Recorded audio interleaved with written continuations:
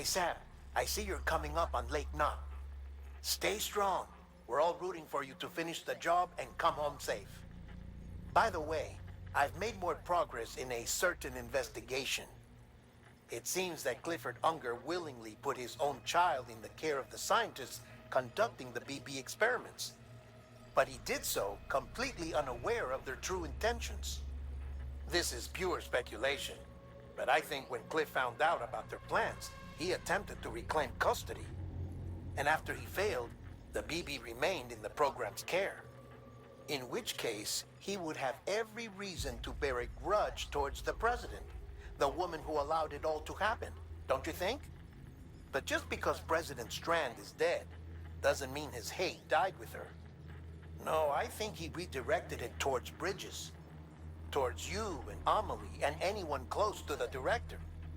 And now that hate is driving him to set in motion the last Stranding, to bring an end to the world as we know it. Why else would Cliff hold Amelie hostage on the beach? He must know that she's an EE. There's no time to lose. You have to save her and the director. Though I still don't understand how he managed to travel to her beach in the first place. There must be more to their relationship. I'll see what I can find. Got a moment, Sam? It's about the director. So there's no way he could have made the jump to Amelie's beach if they didn't share a strong personal connection, right? Well, I looked, and I couldn't see one. The network should have contained something, anything, but there was nothing whatsoever. His entire life prior to his tenure with Bridges has been redacted. His name, his past, everything. There's no telling who he was. Which led me to consider another possibility. What if it isn't the director and Amelie who have a connection, but the director and Clifford Unger? And what if that connection is what facilitated the director's jump to Amelie's beach?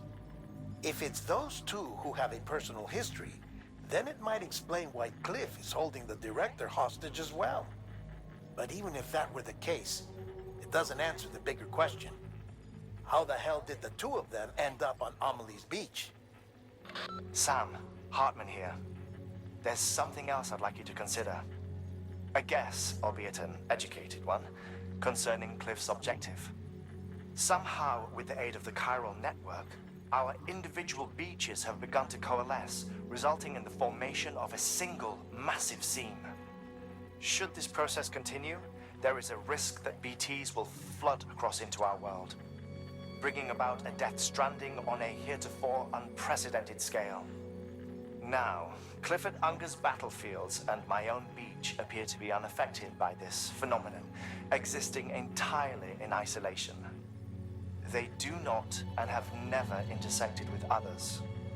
But what if there were another class of beach, one that exists on a higher plane, that was responsible for setting this process in motion? And what if the beach in question were none other than Amelie's? Cliff may have summoned the director, but I believe his true aim was to seize control of Amelie's beach, to exploit its power over every other beach, and trigger the last Stranding. It's the only rational explanation for Cliff's actions, which is why you have to stop him. If Hartman's right, then we're in serious trouble. Using the chiral network in Amelie's beach to trigger the last Stranding? That's why Higgs went after Amelie, wasn't it? If it was Cliff who put him up to it. Yeah, it all fits. With the last Stranding, he'll finally have his revenge against the world that stole his life and his child. You've got to stop him, Sam. You've got to make the jump to Amelie's beach as soon as possible. Get in and get her back. It's our only hope. If you can't, then we're all doomed.